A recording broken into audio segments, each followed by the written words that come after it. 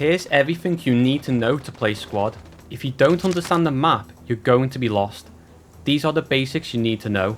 Blue dots are your teammates, green dots are people in your squad, the big green dot in the map, that's your squad leader.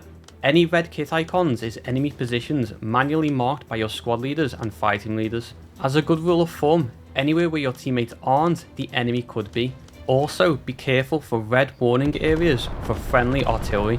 Attack objectives has a sword marker icon, defense objectives has a shield marker icon. A captured objective that is not active, shown by not having a border icon around it, can't be captured or lost.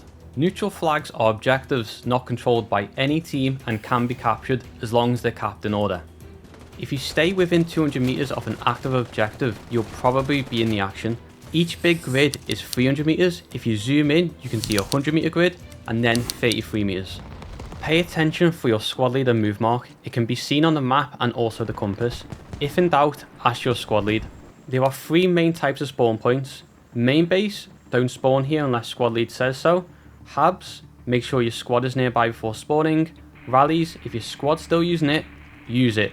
If in doubt, ask your squad lead. They want you with the squad and not spawning in the wrong place. Believe me. To spawn in, all you need to do is double click on the spawn icon on your map.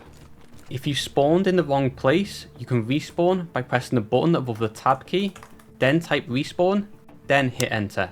You might have to help build a hab, but don't worry, here's how. Once your squad leader places the radio, your team will now have a forward operating base, also known as a FOB. You can now go to your logistics vehicle, also known more commonly as a Logi, and click and hold on unload construction. It's important to do construction first so your squad can start to build a hab straight away. Then, get your shovel out and hold left click to build the hab. To get more supplies, drive back to main base and hold F to load construction and ammo. If you come across an enemy rally point, all you need to do is get close enough to destroy it. If you find a hab, once you and a teammate get close enough, you'll disable it. Then dig it down with a shovel by holding right click. Don't fully destroy it though. Leave it on the foundations so they can't build another one. And find the radio. Once you've found the radio, dig it down.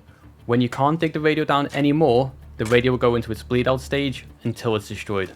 Once the radio is fully destroyed, the hab and fob will be destroyed too.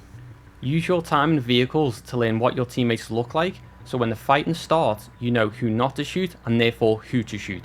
Here's every faction's basic rifleman. Really try and get a good feel on the shape and features of the helmets, the backpacks, the chest rig areas, and the overall cores and camo.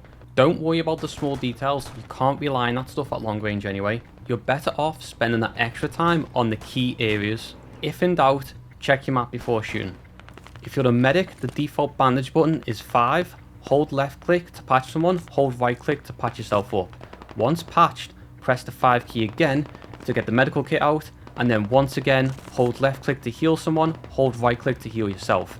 99% of the time, it's better to fully heal someone up first before picking someone else up so they can cover you effectively. Also, you don't have to be a medic to bandage someone, but it will be slower. If you're a rifleman, when you first spawn in, press 6 twice to get out your ammo bag. Then press 1 to switch back to your primary weapon. So you only need to press 6 once to get your ammo bag out again. This speeds things up so you don't waste time with your shovel animation when your teammates need your ammo fast. So now we can join the server. The filter tool is actually quite useful. Each server uses tags to tell you what type of server it is. Put in your language, playstyle, relax is probably the best to ease you in, experience, new player friendly.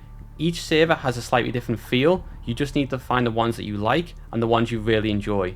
If your favourite server has a long queue, you can load up the firing range first, then join the queue and it will connect you as soon as it can. That way, in the meantime, you can practice in the range. Once joined, hit enter to join the team it's placed you on. Don't make a squad, join someone else's. If you make a squad, people will expect you to know what you're doing and tell them what to do. I suggest picking medic, rifleman, MG or GL. Try not to pick the RPG class. If you mess up, you can put the whole squad in a really bad situation. It has a lot more responsibility.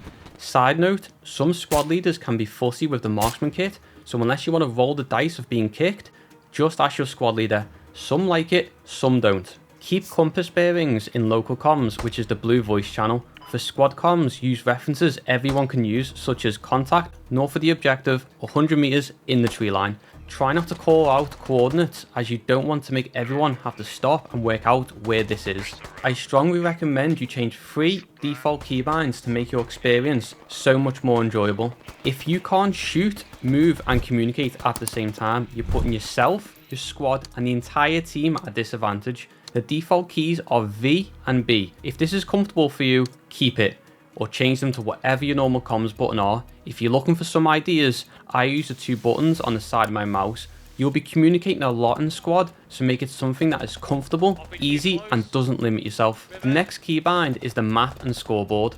Once again, if you can't move, communicate and check your map at the same time, you have a problem. You're going to be checking your map a lot in squad, so make it comfortable without limiting yourself. For me, I just swap them around, and if you change your local comms, you can put the map zoom to V or whatever you're comfortable with. Make sure that your mic is working before you join the server. You don't want to be giving it the big comms for no one to hear you the whole game. I definitely haven't done that before, and you don't want to be sorting that out in the middle of chaos. Also, you can change fire mode by clicking your middle mouse button. That's everything you need to know to get started. If you want to see more of my content, check this out.